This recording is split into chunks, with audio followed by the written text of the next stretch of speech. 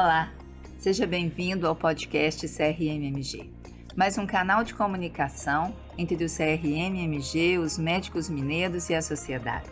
Vamos falar sobre publicidade médica, o que é permitido e o que deve ser evitado para garantirmos uma comunicação responsável e ética entre os médicos, seus pacientes e a sociedade. E quem vai conversar conosco sobre o assunto são os conselheiros Dr. Robertson Bernardo. Dr. Robertson é delegado da Regional de Poços de Caldas e representante membro da CODAME do CFM, do Conselho Federal de Medicina. CODAME é a Comissão de Divulgação de Assuntos Médicos. E também temos o nosso delegado regional de Itajubá, o conselheiro Dr. Ângelo Flávio Adame, que é presidente da CODAME aqui do CRM-MG. Muito prazer, muito obrigada a vocês dois, meus colegas, tão expertos nos assuntos de divulgação dos assuntos médicos. Agradeço a presença. Bom dia, Fabiana. Obrigado pelo convite. Em nome da CODAME, do grupo da CODAME, que são vários conselheiros da CODAME do CRM-MG, eu queria agradecer a oportunidade de apresentar aos médicos mineiros essa nova resolução em pauta desde o dia 11 de março, que é a resolução 2336 de 2023. E as mudanças que ela implementa na publicidade médica. É importante que os médicos mineiros tenham conhecimento dessa nova resolução. Obrigado. Eu estou muito feliz de estar aqui, porque eu gosto sempre de aprender. Então, se eu estou aqui do lado do Dr. Ângelo, para mim já está muito tranquilo, né? Um conhecedor da publicidade médica e para mim será sempre um aprendizado. Então, nós vamos tentar ambos aqui apresentar essa nova resolução, as limitações, as possibilidades e principalmente para que o médico tenha conhecimento dessa resolução.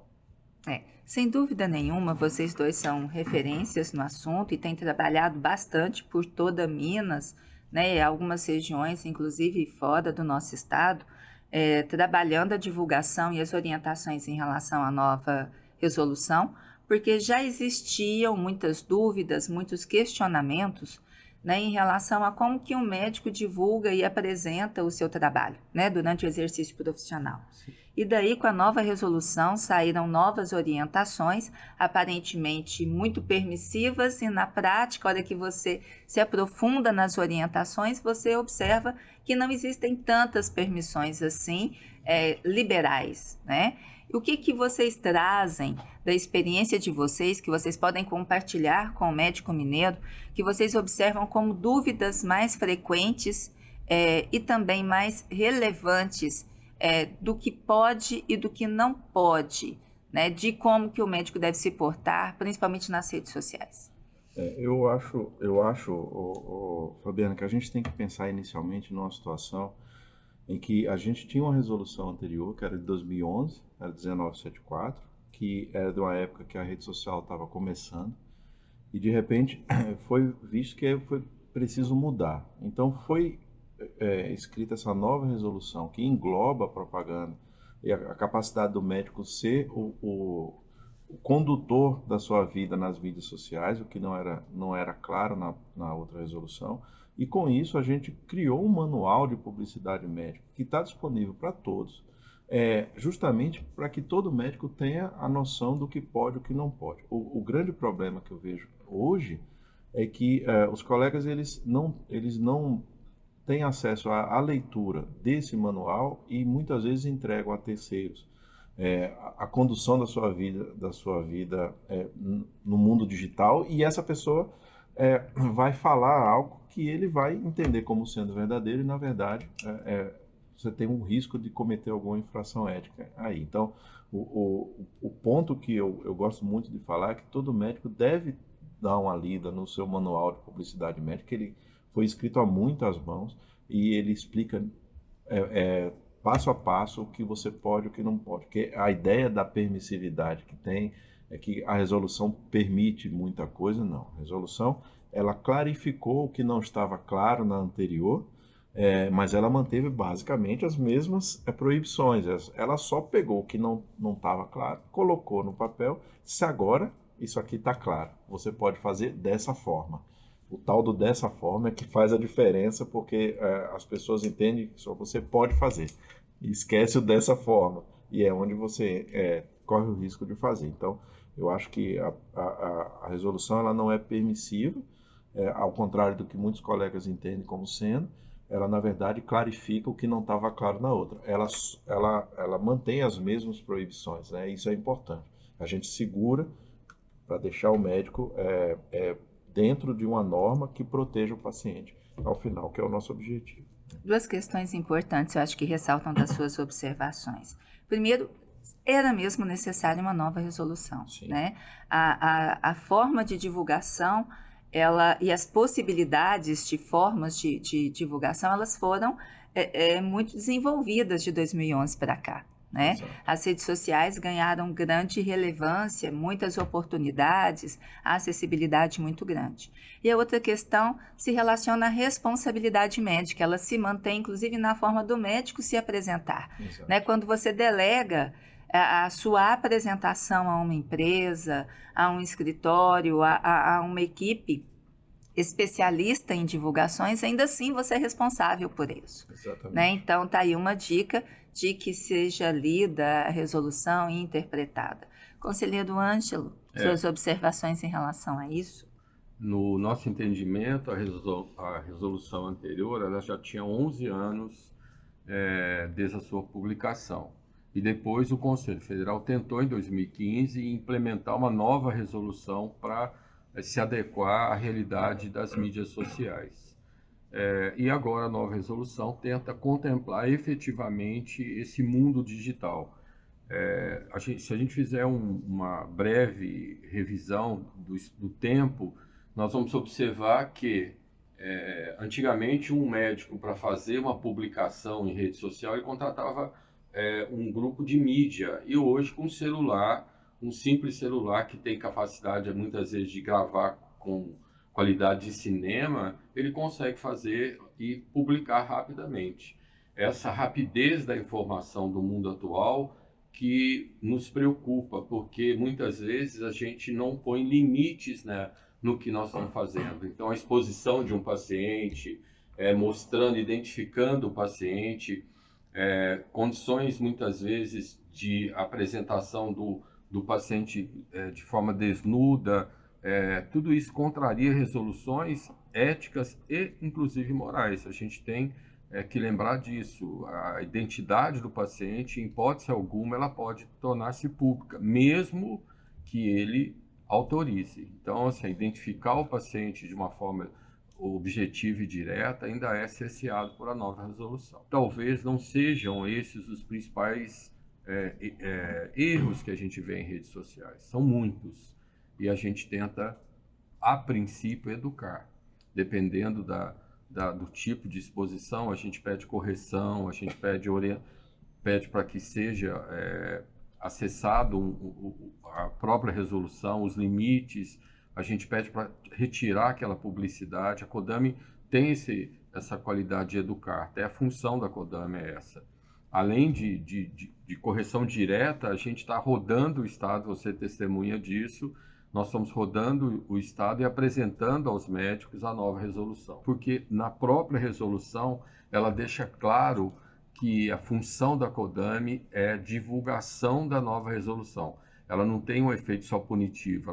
A ideia do CFM é um efeito de transformação da imagem do médico, que ele possa ter a possibilidade de conhecer diretamente e tirar as dúvidas com a própria CODAMI. Essa é a ideia nossa, inclusive com a realização desse podcast. Isso, na verdade,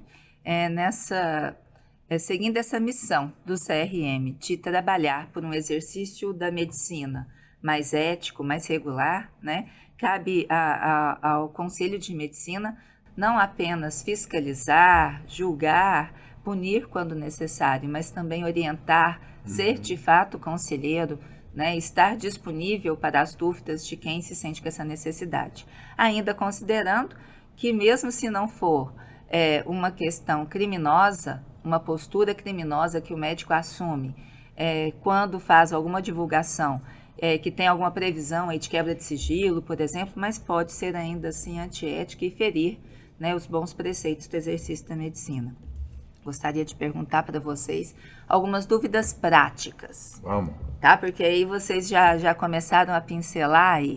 Eu, médica, toda encantada com aquele bebê maravilhoso que eu atendo no consultório, e aí eu chego lá, bato uma foto dele, muito vaidosa, posto e coloco assim, foto com autorização da mãe. Posso? Não pode. Não pode, é proibido mesmo com autorização da mãe, até do bebê, se colocar o dedinho lá, você não vai poder colocar, é proibido, né? Porque você não pode, até porque a criança, ela também, ela é dependente, né, juridicamente da mãe, ela mesmo autorizando não pode, porque você está expondo uma criança e é proibido, não só pelo Código Ético. Fiz um procedimento e ele ficou sensacional. Eu mesma, quando olho, falo, meu Deus do céu, olha aqui, foi Deus que pegou na minha mão. Posso mostrar o antes e depois? E de que jeito que eu posso, se eu puder? O antes e depois, essa era uma grande angústia do médico, né? Então, o antes e depois. O que o conselho orienta com a nova resolução é que você não pode usar só no caso, o sucesso. Você tem que primeiro, no antes e depois, ter o caráter informativo. Ou seja, eu tenho que mostrar pelo menos 4 imagens de pacientes distintos sobre o procedimento, sem identificá-lo. Eu tenho que mostrar as complicações precoces ou antes do procedimento que, porventura, possam ocorrer, as durante o procedimento e as pós-procedimento. Eu tenho que referenciar isso de uma maneira bem clara e educativa, ok?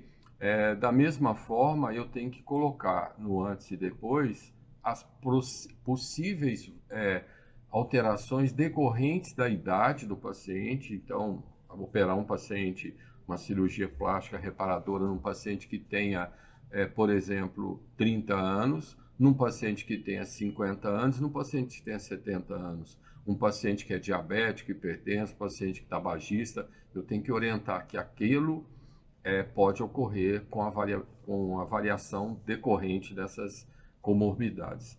Da mesma forma que a gente tem por objetivo a orientação, o objetivo principal do antes e depois não deve ser somente mostrar o sucesso, mas mostrar possíveis complicações, entendeu? E uma coisa importante na especialidade médica, a medicina é uma profissão que promete meios e não fins. Quando você promete fins, legalmente você já está comprometendo a sua atividade laboral. Isso é muito importante, porque aí se esbarra, o judiciário já tem uma visão um pouco diferente do que o conselho apregoa, que é a profissão de meios e não de fins. Para algumas especialidades, o judiciário já entende que é profissão de fins, que é uma atividade fim, ok? Então a gente tem que ser muito claro com o paciente isso. Então, é importante, Fabiana, complementando o que o Tom Ângelo falou, que é o seguinte, muita gente entrega, naquilo que eu falei no começo, entrega a gestão a terceiros das suas mídias sociais, e a pessoa está lá e ela vê o seguinte, é permitido o antes e o depois, mas aí para ali, e não vê que o antes e o depois envolve questões de apresentação educativa do método, do procedimento e não do paciente. Então, o que a gente está vendo hoje na mídia social é uma enxurrada de antes e depois personalizado daquele paciente, que foi feito, como é que estava antes, como é que ficou depois, mesmo que não mostre o rosto. Isso não é permitido, porque aí você está individualizando um procedimento e você está aí chegando numa questão de atividade fim. E que, como o Dr. Ângelo falou, não é a nossa função enquanto médicos. A nossa profissão é de atividade meio. Então, a divulgação de antes e depois é de caráter exclusivamente educativo. Então, aquelas especialidades que teimam em fazer isso, e eu acredito que a maior parte das pessoas faz isso por desconhecimento justamente da norma. Porque se lê a norma como um todo, vai entender que é uma questão educativa. E não tem problema você fazer um antes e depois de caráter educativo. Eu acho até que você qualifica a sua informação e, consequentemente, você qualifica o seu seguidor para que, se a sua intenção é justamente você crescer a sua rede social de forma orgânica, e não há problema nisso, é permitido, só que tem que ser feito da forma correta. Acho até que é muito importante, que me ocorreu aqui, que às vezes a gente vê muito descarado assim, antes, depois. Só que hoje em dia tá demais. A rede social, os trabalhos, as diversas formas de comunicação, eu já vi vídeos, né? Quem mostra, dá todo aquele caminho, né, da imagem. Aquilo lá também é antes e depois, viu, gente? A gente tem que tomar muito cuidado com isso. Amigos, tô com a minha clínica, reformei, ela tá linda, maravilhosa, sensacional, e eu ainda comprei um equipamento, eu sou a única da região que tem esse equipamento. E eu quero fazer uma ampla divulgação disso. Eu quero apresentar a minha clínica, eu quero dizer que eu tô com esse equipamento, Como que eu faço isso, hein? É meu ganha-pão. Como que eu faço isso, doutores? Na verdade, a apresentação da clínica é bem claro que você pode apresentá-la. Então, vou apresentar aqui quem trabalha comigo, vou apresentar a minha satisfação de estar trabalhando num ambiente tão acolhedor, quais as características da minha clínica, quais os convênios que eu atendo, os valores da minha consulta. Procedimento não pode ser colocado como taxado como um rol de procedimentos. Por quê? Porque é individual, cada ser humano tem sua característica própria, então a informação sobre o procedimento que o paciente vai ser submetido tem que ser extremamente pessoal, eu vou ter que consultar o paciente. Da mesma forma, eu posso apresentar como a minha clínica, quais os especialistas que trabalham na minha clínica, e lembrando que tem que ter a RQE para anunciar-se especialista.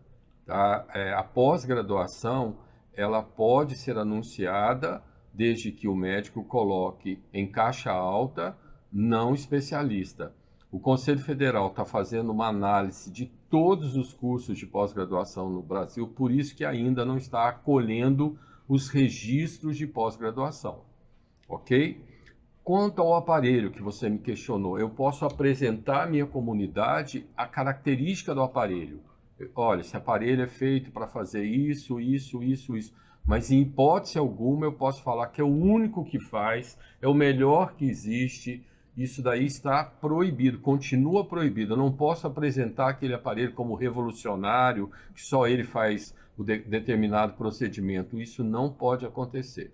Eu posso apresentar para que ele serve, as características dele, as indicações do seu uso, as complicações que possam decorrer do seu uso, quais seriam as condutas frente às possíveis complicações e, principalmente, as variabilidades referentes, inerentes à idade e comorbidade, sempre deixando claro isso. E outra coisa, o aparelho ele tem que estar registrado na Anvisa. Exato. E você tem que utilizar do manual da Anvisa como sendo a base da sua divulgação. O que ele registrar, o que o aparelho registrar na Anvisa e o que está no manual do aparelho é a base da sua divulgação desse aparelho. Você não pode fugir do que está descrito.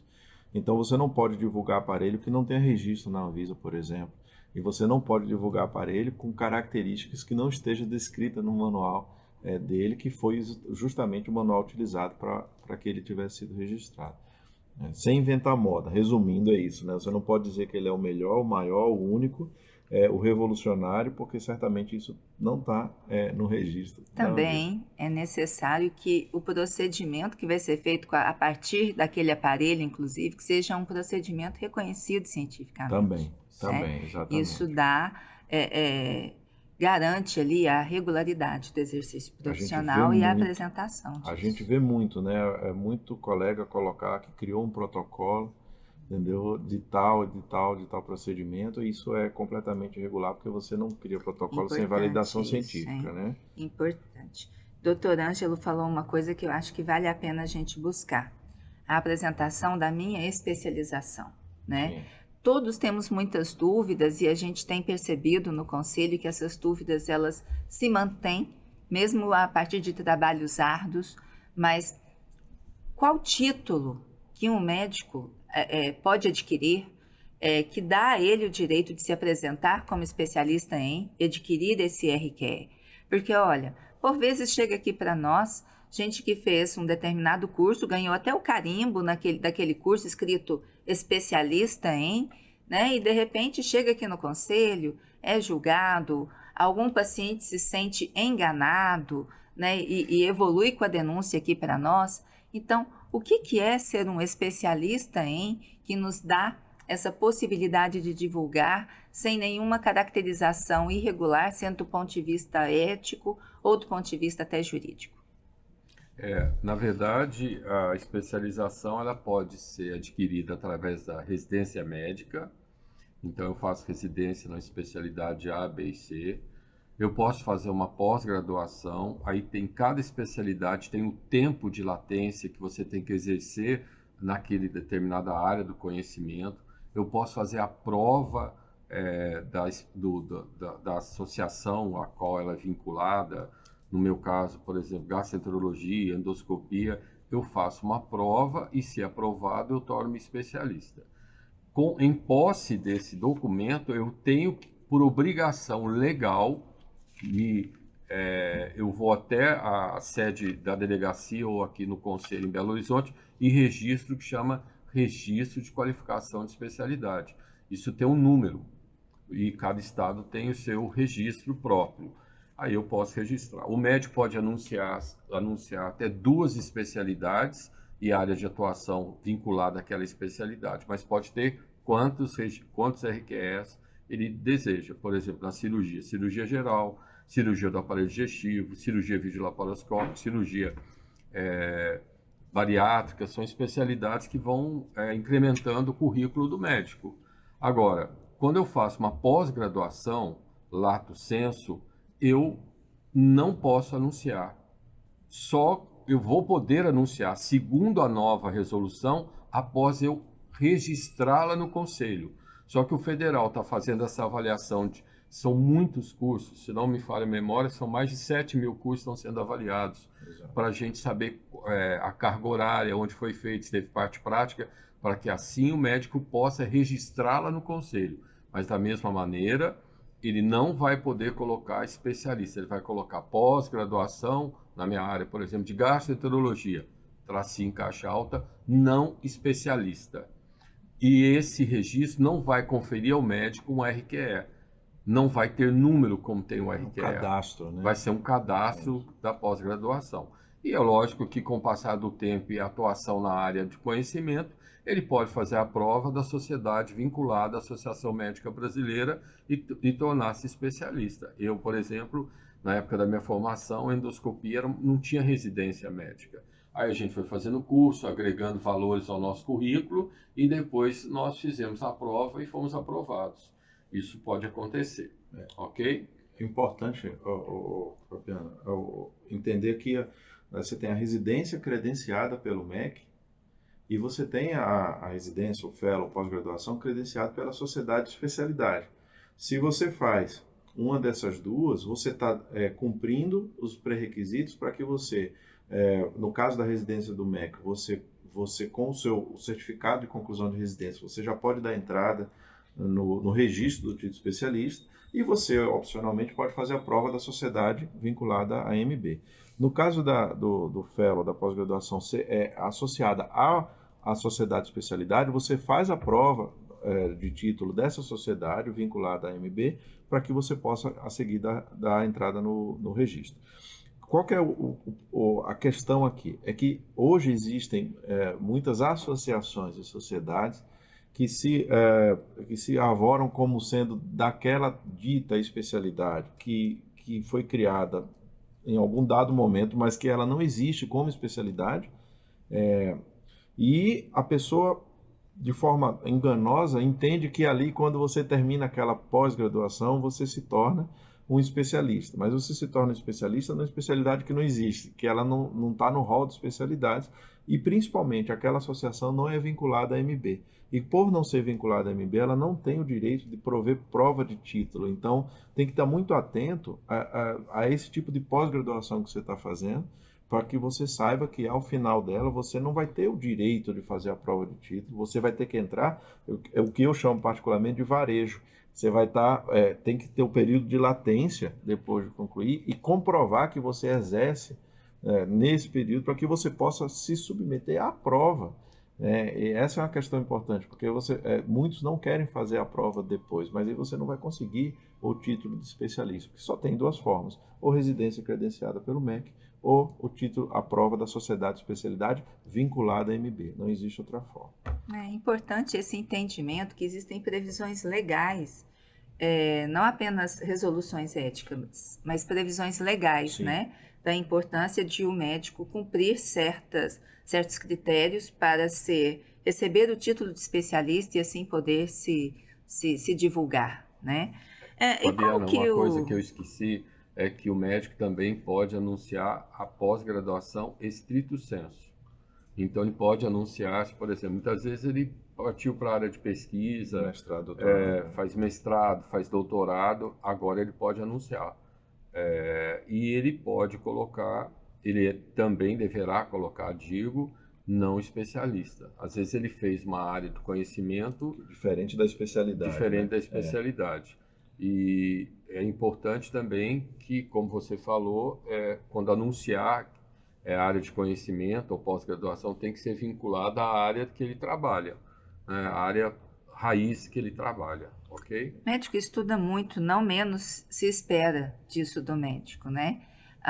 E a gente tem que continuar estudando, fazendo curso, né? O importante é entender esses critérios para divulgação. E aí, pessoal, como será que se dá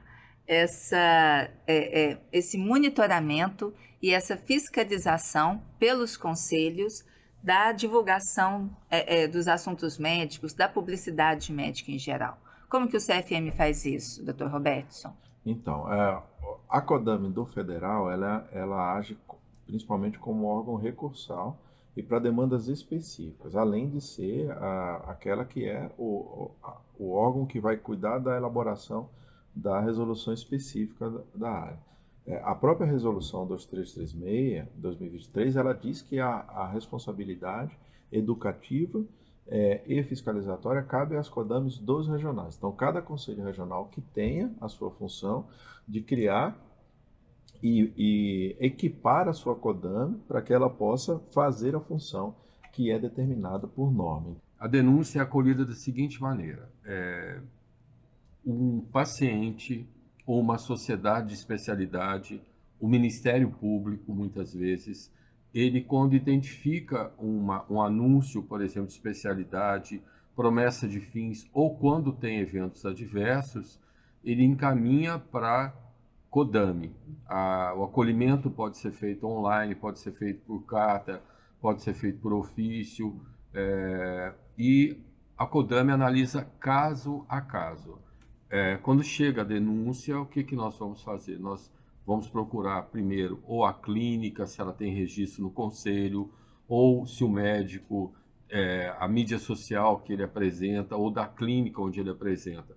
É feito um trabalho minucioso. Uma coisa que a gente vê muito, Fabiana, por exemplo, eu recebo, em determinada área da atuação médica, eu recebo um produto com nome comercial, eu apresento a característica desse produto, eu falo desse produto, do nome comercial, eu apresento, isso vai revolucionar, você vai ficar assim. Isso é uma limitação. A gente não pode fazer isso. A gente pode falar do princípio ativo indicado para determinada enfermidade, ele pode ter um resultado bom. Então, o acolhimento dessa denúncia, ele é analisado por um grupo, não é um conselheiro, são vários conselheiros.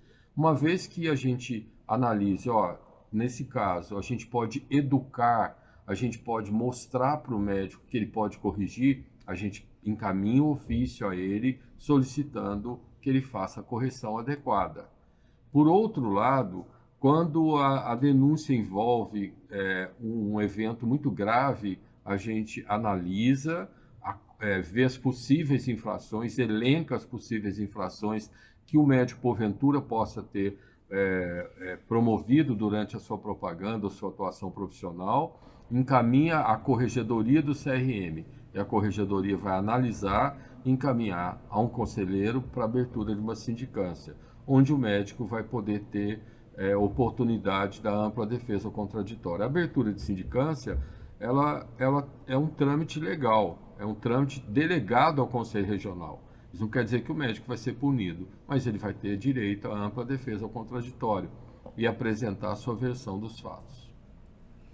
Então, para que um paciente possa se precaver do que ele acredita ser uma divulgação de exercício médico, de exercício da medicina inadequado, irregular, especificamente aqui em Minas, como que esse paciente, como que esse médico, como que essa empresa pode agir?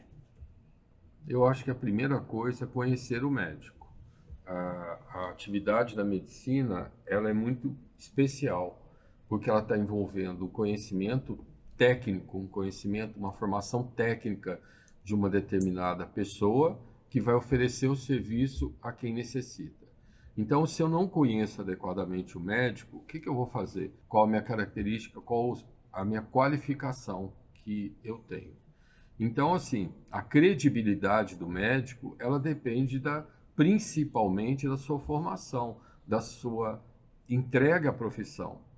Eu acho que quando eu começo a prometer coisas que efetivamente fogem ao escopo de uma medicina ética, de uma medicina baseada em ciência, eu posso estar promovendo uma coisa que não seja adequada ao meu paciente, sabe? Curas milagrosas, recuperações fantásticas. Eu acho assim, a população está tendo ciência da informação. Eu sou formado há 38 para 39 anos, bastante tempo. Então, eu sou de uma época que o paciente se entregava ao médico. Ele falava: doutor, faça o que o senhor acha prudente aí, eu entrego a minha vida às suas mãos, porque a informação era pouca e o paciente tinha total conhecimento daquele médico. Hoje, a informação ela é muito rápida, então o paciente torna-se conhecedor, o tal que a gente fala do Dr. Google, né? Ele procura: eu tenho essa doença, o que eu posso tratar? Como eu vou usar? Eu tenho doente que questiona, às vezes, condutas terapêuticas, ou questiona não, discute condutas terapêuticas, porque ele chega informado na minha consulta. Então, assim, a inteligência emocional que a mídia gerou, ela é muito importante para o paciente, por essa interação com o paciente. Então, procurar informações sobre o médico é prudente. Eu sempre penso assim. O médico, aquele médico que tem alguma dúvida, a nova resolução, é por isso que está sendo feito um trabalho tão intensivo, né, de divulgação, de explicação, de colaborar para uma melhor interpretação da resolução nova, mas aquele médico que ainda assim tem alguma dúvida e ainda assim ele se sinta com necessidade de receber alguma orientação para que ele se previna de irregularidades. Como que ele faz aqui no Conselho de Minas? A CODAME tem essa função. A CODAME tem essa função. Então, nós estamos recebendo esse tipo de questionamento, de limitações. Pelo site? Pelo site. A gente tem recebido de advogados que muitas vezes representam o médico. Olha, meu médico, meu cliente, ele tem uma clínica assim, assim, assado. Ele quer fazer esse tipo. Aí vem os questionamentos que ele faz e a gente tenta orientar. Da mesma forma, pacientes muitas vezes solicitam orientação. Então, a gente orienta as limitações. Na última reunião, uma médica não só mandou o questionamento, como ela mandou para a mídia que ela estava gerando. Ela queria saber se aquela mídia que ela estava encaminhando para a gente, se ela tinha alguma infração ética. E no caso, eu lembrei até porque eu falei agora há pouco, tinha limitação porque ela era muito bem feita, espontânea, muito caráter educativo, só que ela apresentava os produtos. Para esse problema, você vai usar esse produto. E a dúvida dela se ela poderia apresentar. E efetivamente não pode apresentar. O médico, ele pode até, a nova resolução, uma coisa que a gente não falou, ele pode até ser sócio de uma empresa que comercialize, desde que ele não direcione o paciente para aquela empresa. Existem vários critérios, né? Isso que é importante para poder seguir com condutas seguras. Por fim, eu fico pensando muito como médica, né? O meu centro é o paciente. E essa relação médico-paciente, ela é o grande pilar e a razão do meu exercício profissional, né? O que nós temos, por que há tantos rigores nessa divulgação do ato profissional, do exercício profissional, e que se relacione com essa preocupação, com esse zelo, com esse valor que nós damos à relação médico-paciente? Como que vocês poderiam, por fim... Eu vou te falar o que eu penso de uma forma bastante pessoal. Eu recebo muita observação, /queixa, /dúvida de colegas que falam o seguinte: mas o conselho tal permite que você faça isso e faça isso. E eu respondo o seguinte: esse é um problema do conselho tal com os seus profissionais e a forma como ele lida com isso. Nós, do Conselho de Medicina, nós temos como objetivo final o bom atendimento ao paciente. O foco do Código de Ética Médica é você ter a proteção ao paciente. E como é que você consegue isso? Protegendo o bom médico. Aquele médico que cumpre o que está na norma é um médico que ele vai cuidar do seu paciente de uma forma que entende-se que seja a forma correta. Então, eu não me importo muito com o que os outros conselhos, no caso, permitem ou são eventualmente permissivos em relação a isso, porque é uma coisa que eles têm que resolver com eles e a justiça, não conosco, né? Nós, enquanto conselho, temos que cuidar do paciente e, para isso, a gente tem que cuidar do bom médico. Então, a função do CRM é justamente proteger o paciente, e a gente faz isso protegendo o Código de Ética Médica e, consequentemente, o médico que o cumpre é o médico que está indiretamente focado no cuidado devido ao seu paciente, sem transgredir qualquer norma que possa desviar o seu rumo para cuidar de outras coisas que não seja o paciente como centro do seu cuidado. Doutora?